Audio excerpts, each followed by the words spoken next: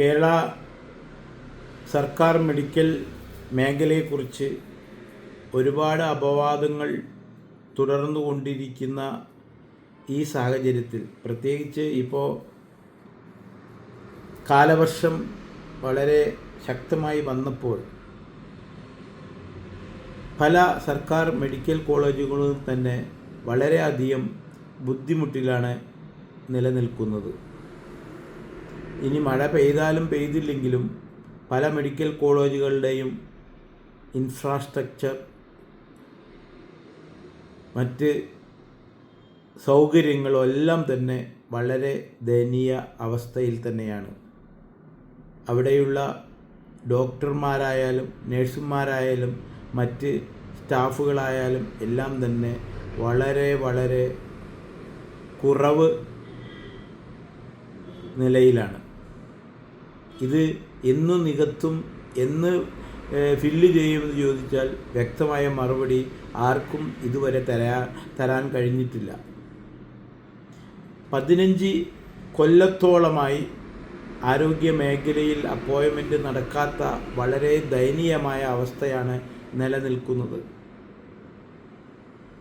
ഇവിടുത്തെ പൊതുസമൂഹത്തിന് കിട്ടേണ്ട ഒരു സർവീസാണ് ഈ ആരോഗ്യ മേഖല. അതും സൗജന്യമായി സർക്കാർ നൽകേണ്ട ഒരു സംവിധാനമാണ്. അതിൽ താല്പര്യം പ്രകടിപ്പിക്കാതെ, സത്യത്തിൽ ആരോഗ്യ മേഖല കേന്ദ്രത്തിൽ 2 ഡിപ്പാർട്ട്മെൻറ്റായിട്ട് വർക്ക് ചെയ്യുന്നത്. ഒരു മെയിൻ ആരോഗ്യമന്ത്രിയും വേറൊരു സഹ ആരോഗ്യമന്ത്രിയുമുണ്ട്. അതായത് ഈ ആരോഗ്യ പഠനവുമായി ബന്ധപ്പെട്ട, ചികിത്സയുമായി ബന്ധപ്പെട്ട കാര്യങ്ങൾ, പ്രധാന കാര്യങ്ങൾ നോക്കാൻ ഒരു ആരോഗ്യമന്ത്രിയും, മറ്റ് ജനറൽ ഹെൽത്ത്, സമൂഹത്തിലുള്ള ജനറൽ പബ്ലിക് ഹെൽത്ത്, ഫുഡ്, അങ്ങനെയുള്ള ആ കാര്യങ്ങൾ നോക്കാൻ വേറൊരു മന്ത്രിയുമൊക്കെയാണ് കേന്ദ്ര സംവിധാനം. ഇത് സത്യത്തിൽ കേരളത്തിലും വേണ്ടതാണ്. പക്ഷേ ഇവിടെ എല്ലാറ്റിനും കൂടി ഒരൊറ്റ മന്ത്രിയാണ്.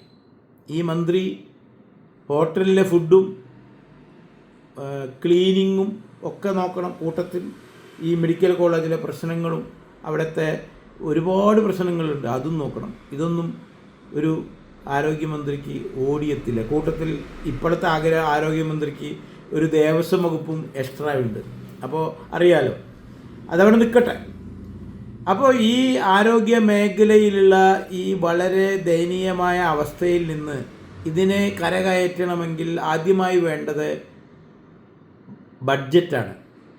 ഈ ബഡ്ജറ്റ് ഒരു കാലത്തും നമ്മുടെ ബഡ്ജറ്റിൽ, അതായത് എല്ലാ കൊല്ലവും ഉണ്ടാക്കുന്ന ബഡ്ജറ്റിൽ ആരോഗ്യ മേഖലയ്ക്ക് കാര്യമായി ഒന്നും ഉൾപ്പെടുത്താറില്ല. നേരെമറിച്ച് ഫിഷറീസ്, കൃഷി, വൈദ്യുതി, KSRTC തുടങ്ങിയ അനാവശ്യം എന്ന് പറയാൻ പറ്റില്ല, പക്ഷേ ഞാൻ പറയുന്നത് ഈ ട്രാൻസ്പോർട്ടിനെക്കാട്ടി എത്രയോ വേണ്ടതാണ് ആരോഗ്യം, കൃഷിയെക്കാട്ടിയും എത്രയോ വേണ്ടതാണ് ആരോഗ്യം, KSRTCയെക്കാണ്ടും എത്രയോ വേണ്ടതാണ് ആരോഗ്യം, വനത്തിനെക്കാട്ടി എത്രയോ വേണ്ടതാണ് ആരോഗ്യം. പക്ഷേ നമ്മൾ കാണുന്ന വികൃത സംഭവം, ആരോഗ്യമന്ത്രി 2 വകുപ്പ്, ആരോഗ്യവും ദേവസ്വം, ഇപ്പോഴത്തെ, കഴിഞ്ഞ പ്രാവശ്യം അതില്ല കേട്ടോ, ആ കൈകാര്യം ചെയ്യുമ്പോൾ ഫ്രീ ആയിട്ട് ഒരു കൃഷിമന്ത്രി, ഫ്രീ ആയിട്ടൊരു വനം വകുപ്പ് മന്ത്രി കാര്യമായിട്ടൊന്നും നോക്കാനില്ല. ഞാനൊരു രസം കൂടിയും പറയാം. കൃഷി വകുപ്പിൽ മാസം ഒരു 500-800 കോടി രൂപ ചിലവാക്കുന്നുണ്ട്, ശമ്പളവും പെൻഷനും മറ്റുള്ള കാര്യങ്ങളൊക്കെ ആയിട്ട്. എന്നാൽ ഒരു കൃഷിക്കാരൻ മഴ പെയ്ത ഒരു കൃഷി ഓഫീസിൽ പോയിട്ട് 2 ചീരവിത്ത് ചോദിച്ചാൽ അവിടുന്ന് കിട്ടില്ല. കൃഷി ഓഫീസറെ ഒന്ന് കാണാൻ വേണ്ടിയിട്ട് ഓഫീസിൽ പോയാൽ കൃഷി ഓഫീസർ ടൂറിലോ എന്തെങ്കിലും കോൺഫറൻസിനോ പോയിരിക്കും. എന്നാണ് കൃഷി ഓഫീസർ വരിക എന്ന് ആരോടെങ്കിലും ചോദിച്ചാൽ അതിന് വ്യക്തമായ ഉത്തരം കിട്ടാറില്ല. ഇത് തന്നെയാണ് മിക്ക കൃഷി ഓഫീസുകളിലെ ഹെഡ് ഓഫീസിലൊക്കെ പോയ, റീജിയണൽ ഓഫീസിലൊക്കെ പോയാൽ നമ്മൾ കാണാൻ പറ്റും. അവിടെ ഒരു കാര്യം നിങ്ങൾക്ക് കാണാൻ പറ്റും, പൈസ കൊടുത്ത് മുളപ്പിച്ച തൈകൾ വിൽക്കുന്ന സംഭവം മഴ പെയ്ത എല്ലാ കൃഷി ഓഫീസറും അല്ലെങ്കിൽ ഇടയ്ക്കൊക്കെ കാണാൻ പറ്റും, എപ്പോഴും ഉണ്ടാവും അത്. സത്യത്തിൽ അതെന്താണ്? അതൊരു വലിയ ബിസിനസ്സാണ്. അവിടെ വിത്ത് ചോദിച്ചാൽ കിട്ടാൻ ഭയങ്കര ബുദ്ധിമുട്ടാണ്, പക്ഷേ മുളപ്പിച്ച് അതിൻ്റെ തൈകൾ കിട്ടും. ഒരു പയറുമണി മുളപ്പിച്ച് ആ തൈ 2 ഇല ഇങ്ങനെ വിരിഞ്ഞ് നിന്നാൽ അതിന് 3 രൂപ മിനിമം, 3ഉം 5 രൂപ വരെ അത് വാങ്ങും. അപ്പോൾ ഒരു നമ്മൾ പയറുവിത്ത് എത്ര കുത്തിടും?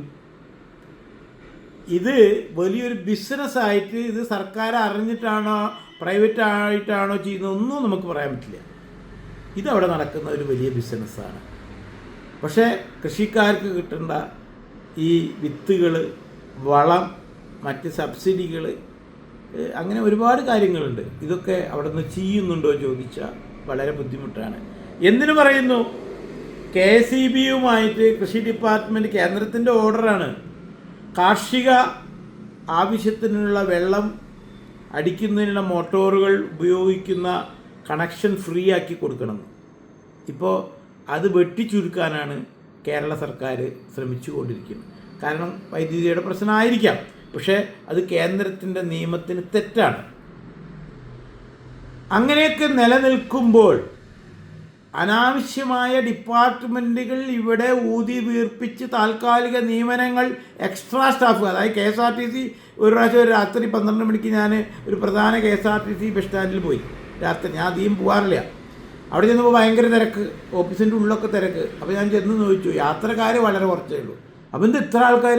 ഇതൊക്കെ ജീവനക്കാരാണ്. ഇത്ര ഒരു KSRTC സ്റ്റാൻഡിൽ കണ്ടതാണ്. ഡ്രൈവേഴ്സും ഓഫീസ് സ്റ്റാഫും മറ്റേ സ്റ്റാഫും പറയും, അവരൊക്കെ രാത്രി പുറത്തിറങ്ങണമെന്ന് തോന്നുന്നു. അല്ലെങ്കിൽ ഇപ്പോൾ ഇത്ര ആളെ അവിടെ നിൽക്കേണ്ട ആവശ്യമില്ല. അപ്പോൾ ഇത്രയും സർപ്ലസ് സ്റ്റാഫുകൾ, അതായത് പണ്ടൊക്കെ സിഗരറ്റ് പാക്കറ്റിൻ്റെ പിന്നിലത്ര അപ്പോയിൻമെൻറ്റ് ലെറ്റർ കൊടുക്കുക ഇമ്പിച്ച് വാവുള്ള സമയത്ത്, അത് ആൾമോസ്റ്റ് ഇപ്പോൾ ഇതുവരെയൊക്കെ അങ്ങനെ തന്നെയാണ് അവിടെ നടക്കുന്നത്. ഇത് തന്നെയാണ് ബീവറേജിൻ്റെ മന്ത്രിയും അവിടുത്തെ അപ്പോയിൻമെൻറ്റും. ഇത് തന്നെയാണ് എല്ലായിടത്തും. താൽക്കാലിക നിയമനങ്ങൾ കൊടുമ്പിരി കൊള്ളും. അതായത് വോട്ട് ബാങ്ക് വളർത്താൻ പാർട്ടി അണികളെ ഉണ്ടാക്കാൻ വേണ്ടിയിട്ട് താൽക്കാലിക നിയമനങ്ങളെ ഇടിച്ചു കയറ്റും. എന്നാൽ ഹെൽത്ത് ഡിപ്പാർട്ട്മെൻറ്റിൽ ഇത് വളരെ കുറവാണ്. ഒന്നാമത്തെ കാര്യം, ഡോക്ടർമാരെ കളിക്കൊന്നും കിട്ടില്ല. അതുതന്നെ അതിന് പ്രധാന കാര്യം. എന്തോ ആയിക്കോട്ടെ, ഇവിടെ അതൊന്നുമല്ല നമ്മുടെ വിഷയം. ഈ നമ്പർ 1 കേരളത്തിലെ മെഡിക്കൽ മേഖല, ആന കുതിര എന്നൊക്കെ പറയുന്നു. എന്നിട്ട് അവിടെ ചിലവാക്കുന്ന 800 കോടി അത് 200 കോടിയായി കുറച്ച് അവിടുത്തെ കുറച്ച് സ്റ്റാഫിനെടുത്ത് മെഡിക്കൽ സർവീസിലേക്ക് മാറ്റുന്നേ. അവിടെ ഒരു ചെറിയ തോതിൽ മതിയെന്നേ കൃഷി ഡിപ്പാർട്ട്മെൻറ്റ്, ചെറിയ തോതിൽ മതിയെന്നേ വനം ഡിപ്പാർട്ട്മെൻറ്റ്. അവിടെ ഒന്നും ഹൈഫൈ വേണ്ട. ഇതുകൊണ്ടൊന്നും വലിയ കാര്യമൊന്നുമില്ല. ഈ ആരോഗ്യ മേഖല വളരെ വിശാലമായി വ്യാപിച്ച് വന്നാൽ ഇവിടുത്തെ ജനങ്ങൾക്കും ഇവിടെയുള്ള എല്ലാവർക്കും അത് ഗുണത്തിൽപ്പെടും. അത് ചിന്തിക്കാനുള്ള ആ മാനസിക എന്താ പറയില്ലേ, പ്രായപൂർത്തി, അല്ലെങ്കിൽ ആ ഒരു ഇത് ഇനിയും വളർച്ച എത്തിയിട്ടില്ല എന്നുള്ളതാണ് ഇതിൻ്റെ സത്യം. അതുകൊണ്ടല്ലേ 15 കൊല്ലമായിട്ട് ഡോക്ടർമാരെ വയ്ക്കാത്തത്, നഴ്സുമാരെ വയ്ക്കാത്തത്, മറ്റുള്ള കമ്പൗണ്ടർ, ടെക്നീഷ്യന്മാർ ആരും വയ്ക്കാത്തത്. അതുകൊണ്ടാണല്ലോ 2016 2015 14 18 MRI മെഷീൻ വാങ്ങി. അതിൻ്റെ കമ്മീഷനൊക്കെ അടിച്ചു. ഈ മെഷീൻ പലയിടത്തും കൊണ്ടുവച്ചു. പ്ലഗിൽ പോലും കുത്തിയില്ല. 10 കൊല്ലം കഴിഞ്ഞപ്പോൾ സ്ക്രാപ്പായിട്ട് എടുത്ത് വിറ്റു എന്നാണ് അവിടെ നിന്ന് കേൾക്കുന്ന വേറൊരു കഥ. അപ്പോൾ ഇത്രയും മിസ്യൂസ് ചെയ്യുന്ന, അതായത് ജനങ്ങൾക്ക് കൊടുക്കാനുള്ള മരുന്ന് കൊടുക്കാതെ, അതായത് അത് പർച്ചേസ് ചെയ്ത് സ്റ്റോറിൽ വന്നിട്ടുണ്ട്, അതെടുത്ത് കൊടുക്കില്ല. അവിടെ കിടന്ന് കൊല്ലങ്ങളോട്. ഇപ്പോൾ ഈ മിനിഞ്ഞാന്ന് പരിയാരം മെഡിക്കൽ കോളേജിലെ സ്റ്റോർ കാണിച്ചു. കൊല്ലം അങ്ങനെ തിരുവനന്തപുരം പല സ്റ്റോറുകളുണ്ട്. കോടിക്കണക്കിന് മരുന്ന് ഇപ്പോൾ വേസ്റ്റ്, അതായത് നാശമായി, ഇനി ഉപയോഗിക്കാൻ പറ്റില്ല. പുതിയ മരുന്ന് വാങ്ങണമില്ല. പല ഡിസ്പെൻസറിയും പോയ ഒരു മരുന്നുമില്ല, ചുക്കില്ല. ഡോക്ടറെ എഴുതിത്തരും, പുറത്ത് വന്ന് വാങ്ങിക്കൊണ്ടുവന്ന ഇഞ്ചക്ഷൻ വെച്ച് തരും. അങ്ങനെയൊക്കെയാണ് അവസ്ഥ. ഇങ്ങനെ മിസ്മാനേജ്മെൻറ്റ് നടക്കുന്ന ഒരു സ്ഥലം വേറെ ഇല്ല. അപ്പോൾ ഞാനിത് പറഞ്ഞു വരുന്നത്, 2 ദിവസം മുന്നേ നമ്മുടെ കേരളത്തിലെ പ്രസിദ്ധനായ ഒരു ഹൃദയ ചികിത്സാ വിദഗ്ധൻ, അതായത് ഹൃദയ ശസ്ത്രക്രിയ ചെയ്യുന്നതിൽ വളരെ പ്രഗത്ഭൻ, ഒരുപാട് ഹൃദയങ്ങൾ ഓപ്പൺ ചെയ്ത് സർജറി ചെയ്ത് രക്ഷപ്പെടുത്തി, ജീവൻ രക്ഷപ്പെടുത്തിയ ആ മഹാമനുഷ്യൻ കേരളത്തിൽ തന്നെ അങ്ങനത്തെ സർക്കാർ സർവീസിൽ ഒരാൾ ഉണ്ടായിട്ടുണ്ടോ ചോദിച്ചാൽ വിരളമാണ്. Doctor TK Jayakumar. കാലിക്കറ്റ് സർക്കാർ മെഡിക്കൽ കോളേജിനെ ഇന്ന് ആ പേരിൻ്റെ ആ കൊടുമുടിയിൽ എത്തിക്കാൻ പ്രധാന പങ്ക് വഹിച്ച വ്യക്തി ഡോക്ടർ TK ജയകുമാർ. അദ്ദേഹത്തിന് 2 ദിവസം മുന്നേ വളരെ ശക്തമായ ഹൃദയവേദന വരികയും അവിടെ തന്നെ അഡ്മിറ്റാവുകയും തുടർന്ന് അത് കൂടുതൽ വൈദ്യപരിശോധനയ്ക്ക് വിധേയമാക്കിയപ്പോൾ ഹാർട്ടിൽ 3-4 ബ്ലോക്കുകൾ കണ്ടെത്തി.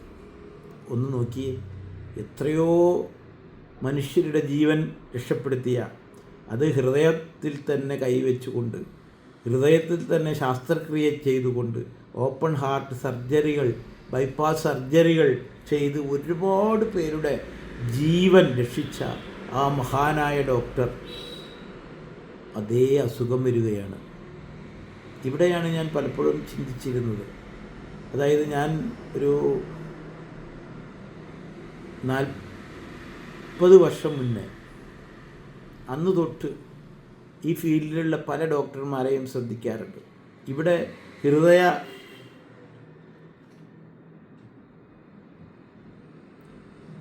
വിദഗ്ധൻ, ഹൃദയ ചികിത്സാ വിദഗ്ധനാണ് ഇന്ന് അതേ ഹൃദയത്തിൻ്റെ പ്രശ്നമായിട്ട് വരുന്നത്. അന്ന് ഞാനൊരു ഡോക്ടറെ പരിചയപ്പെട്ടു എൻ്റെ ഒരു 40 വർഷം മുന്നേ. അദ്ദേഹം വലിയൊരു സൈക്കാട്രിസ്റ്റ് ഡോക്ടറാണ്, സൈക്കാട്രി ഡോക്ടറാണ്. അതായത് സൈക്കാട്രി എന്ന് പറഞ്ഞാൽ പച്ച മലയാളത്തിൽ ഭ്രാന്തന്മാരുടെ ഡോക്ടർ. ഇദ്ദേഹം അന്ന് വളരെ പേര് കേട്ട, ഭ്രാന്ത് പിടിച്ച അല്ലെങ്കിൽ മാനസിക നില തെറ്റിയവർക്ക് ചികിത്സ കൊടുക്കുന്നത് വളരെ പേര് കേട്ട ഒരു സൈക്കാട്രിസ്റ്റ് ഡോക്ടറായിരുന്നു സുകുമാരൻ, ഡോക്ടർ സുകുമാരൻ.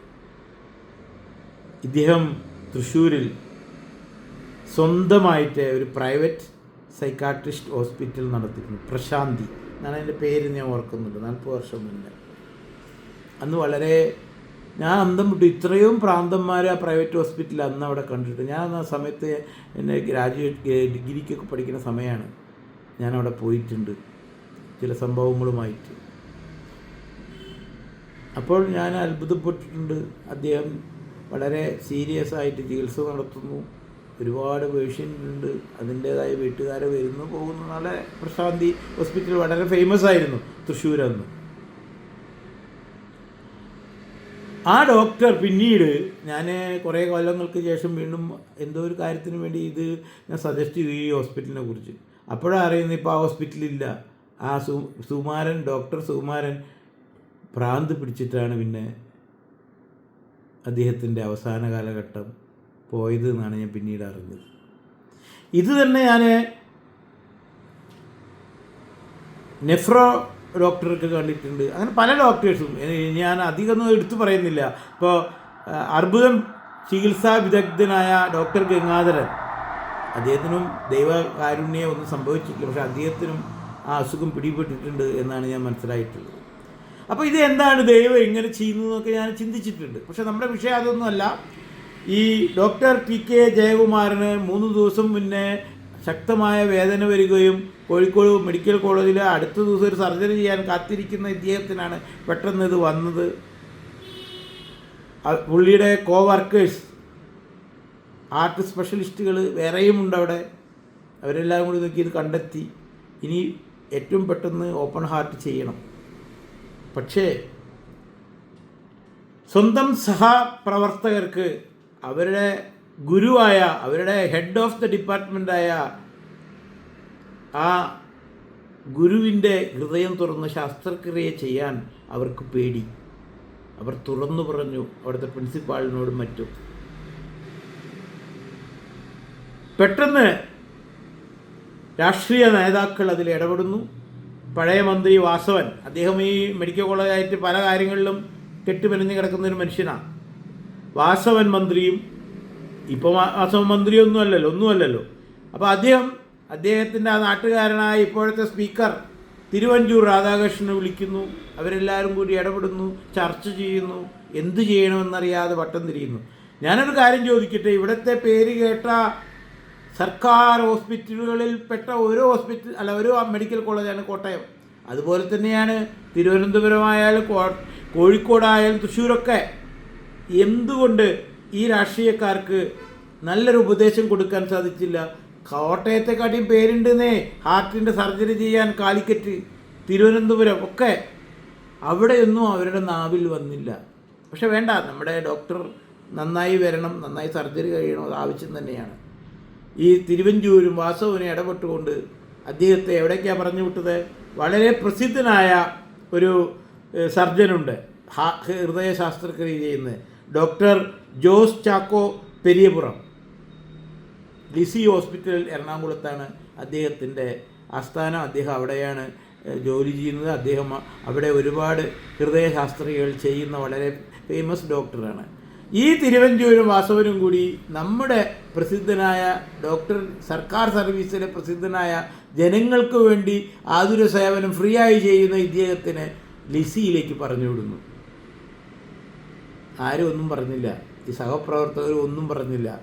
കാലിക്കറ്റിൽ നല്ല ഓപ്പൺ ഹാർട്ട് ചെയ്യുന്ന ആൾക്കാരുണ്ട്, തിരുവനന്തപുരം മെഡിക്കൽ കോളേജിൽ നല്ലവരുണ്ട്, തൃശ്ശൂരുണ്ട്, അവിടേക്കൊന്നും പറഞ്ഞയച്ചില്ല.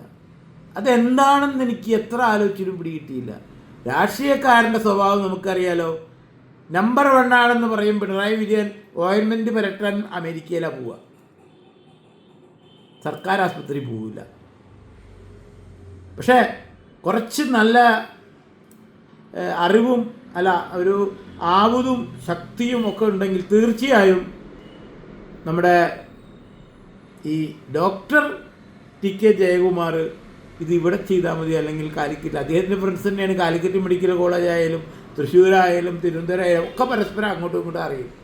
പക്ഷേ അതിനെയൊക്കെ മറികടന്ന് ഈ രാഷ്ട്രീയക്കാരതിൽ ഇടപെട്ടിട്ട് ഈ മഹാമനുഷ്യനെ ലിസിയിൽ കൊണ്ടുപോയി ചെയ്തു. ആരൊക്കെ ഭംഗിയായി സർജറി കഴിഞ്ഞ് വിജയിച്ചു, ഒക്കെ ശരി തന്നെയാണ്. എൻ്റെ ചോദ്യം അതല്ല. ഇവിടുത്തെ സാധാരണക്കാരന് ഈ കോട്ടയം മെഡിക്കൽ കോളേജിലെ എത്രയോ സർജറികൾ ഇദ്ദേഹം ഫ്രീ ആയി ചെയ്തിട്ടുള്ളതാണ്.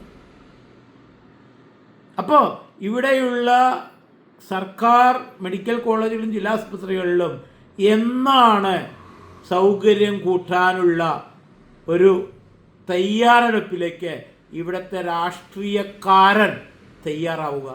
വാസവൻ കഴിഞ്ഞ മന്ത്രിസഭയിലെ മന്ത്രിയാണ്. തിരുവഞ്ചൂർ ഇപ്പോൾ മന്ത്രിയല്ല, സ്പീക്കറാണ് ഇപ്പോഴത്തെ മന്ത്രിസഭയിലെ. അപ്പോൾ ഇവർ രണ്ടുപേരും ഒന്നാണ്. ഇവരോട് രണ്ടുപേരോട് എനിക്ക് ഒന്നേ പറയാനുള്ളൂ. ഏറ്റവും ഇമ്പോർട്ടൻ്റ് ധനകാര്യം ആഭ്യന്തരമൊക്കെ അവിടെ നിന്നോട്ടെ, തൂഫാൻ കളിക്കാൻ ആഭ്യന്തരം കൊണ്ട് നടന്നോട്ടെ, അതൊന്നുമല്ല ഇവിടെ പ്രധാനം.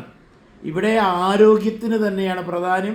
ആ ആരോഗ്യം എല്ലാവർക്കും കിട്ടുന്ന തരത്തിൽ, സൗജന്യമായി അത് ഉപയോഗിക്കാൻ പറ്റുന്ന തരത്തിൽ ഒരു സംവിധാനം ആരാണ് ഇവിടെ ഉണ്ടാക്കുക, ആരാണ് അതിന് തയ്യാറാകുക? അതുതന്നെയാണ് ഇവിടുത്തെ ജനങ്ങൾക്ക് അറിയേണ്ടത്. ഇത്രയും പ്രഗത്ഭനായ ഒരു സർക്കാർ മെഡിക്കൽ കോളേജിലെ ഹെഡ് ഓഫ് ദ ഡിപ്പാർട്ട്മെൻറ്റിന് ഈ ഗതി വന്നപ്പോൾ ഇവിടുത്തെ സാധാരണക്കാരൻ്റെ ഗതി എന്തായിരിക്കും? പല മെഡിക്കൽ കോളേജുകളിലും ഓപ്പൺ ഹാർട്ടിന് പേര് രജിസ്റ്റർ ചെയ്തിട്ട് എത്രയോ മാസങ്ങൾ കഴിഞ്ഞാണ് അത് ചെയ്യാൻ പറ്റുള്ളൂ. കാരണം നമുക്കറിയാം, തിരുവനന്തപുരം മെഡിക്കൽ കോളേജിലെ ഡോക്ടർ ഹാരിസ് ഓപ്പനായി പറഞ്ഞു കഴിഞ്ഞ മന്ത്രിസഭയുടെ കാലത്ത്. അദ്ദേഹം ഒരു ഇടതുപക്ഷ ചിന്താഗതിക്കാരനായിരുന്നു. അദ്ദേഹം അനുഭവിച്ച പലതരം പ്രശ്നങ്ങൾ നമ്മൾ കണ്ടതാണ്. അവിടുത്തെ ഓപ്പറേഷൻ തിയേറ്ററുകളിലുള്ള കുറവുകളാണ് അദ്ദേഹം വിളിച്ചു പറഞ്ഞത് അന്ന്. അതിന് അദ്ദേഹം എന്തൊക്കെ പഴി കേൾക്കേണ്ടി വന്നു. ഇവിടുത്തെ ഭരണകൂടത്തിന് ശങ്കൂത്തുമായി നടക്കുന്ന ആ പത്രവും ആ ചാനലും അദ്ദേഹത്തിനെ വിചാരണ ചെയ്തു. പക്ഷേ അദ്ദേഹം ധൈര്യമായി നിന്നു. അതുപോലെ ഇവിടെ ശക്തമായിട്ടുള്ള ഓരോ കോളേജിലെ ഇതുപോലുള്ള കഴിവുള്ള ഡോക്ടർമാർ അവിടുത്തെ കഥകൾ വിളിച്ചു പറയണം. എന്നാൽ ഈ രാഷ്ട്രീയക്കാരൻ ഇനിയെങ്കിലും നല്ല വഴിക്ക് വരികയുള്ളൂ എന്ന് നമുക്ക് ചിന്തിക്കാം.